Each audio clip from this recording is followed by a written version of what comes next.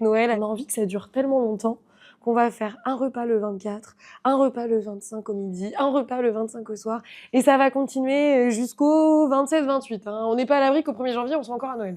Moi, je fais vraiment partie de la team.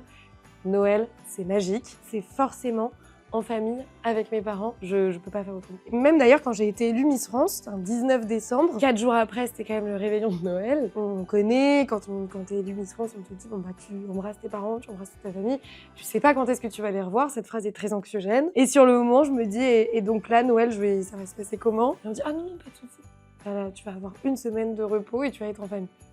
Extraordinaire. Noël déjà c'est très beau, mais surtout quand il y a des enfants, je trouve que c'est encore plus beau. C'est magique, ils rentrent dans la pièce et là ils courent partout et ils voient tout ce qui se passe et c'est vraiment le bonheur. Et t'es quel genre de tante toi?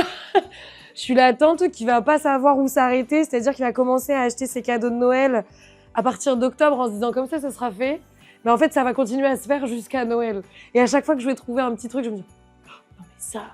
Non, on va bien rajouter ça, enfin. Avant, j'étais le genre de tata qui offrait des cadeaux qui faisaient beaucoup de bruit, qui prenaient beaucoup de place. Et je me suis rendu compte un jour que potentiellement j'aurais des enfants et que je vais avoir le revers de la médaille et que ces cadeaux, ils finiront chez moi.